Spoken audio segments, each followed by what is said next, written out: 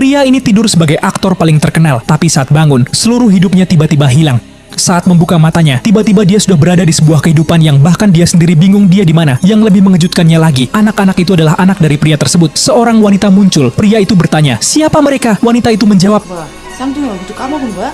ternyata wanita itu adalah istrinya. Gak tahu kapan nikahnya, karena saya juga gak datang pas acara nikahannya. Si pria makin kebingungan dengan apa yang terjadi di depan mata. Ia menampar pipinya berharap bangun dari tidurnya. Saat wanita itu menyuruhnya untuk mandi, pria itu langsung kabur dan pergi dari rumah. Ia mencoba menghubungi asistennya, namun nomornya tidak aktif. Bahkan mobil mewahnya pun ikut berubah menjadi mobil mini desain minimalis.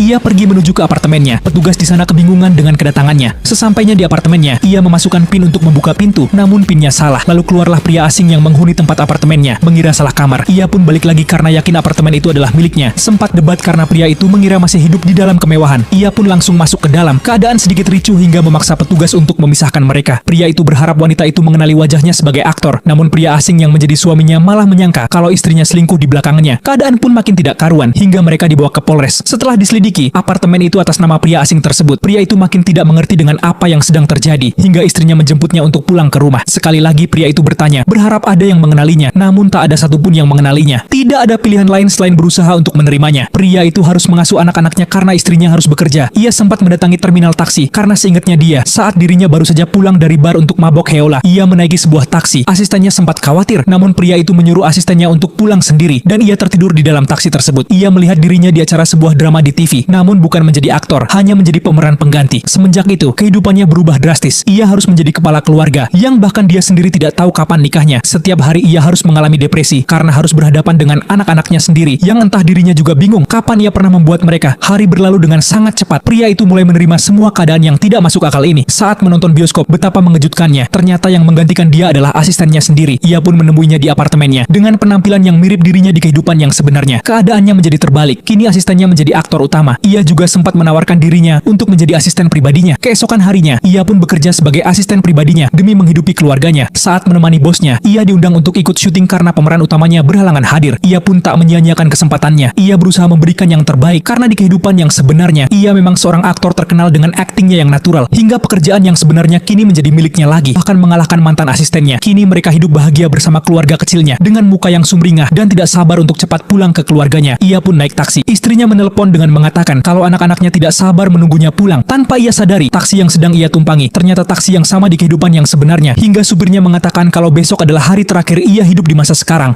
가지 않을 거야. Kini ia harus kembali ke kehidupan yang sebenarnya, yang menjadi aktris terkenal dan hidup mewah dan suasana yang hampa atas kesepiannya. Film ini berjudul Switch. Kalau kalian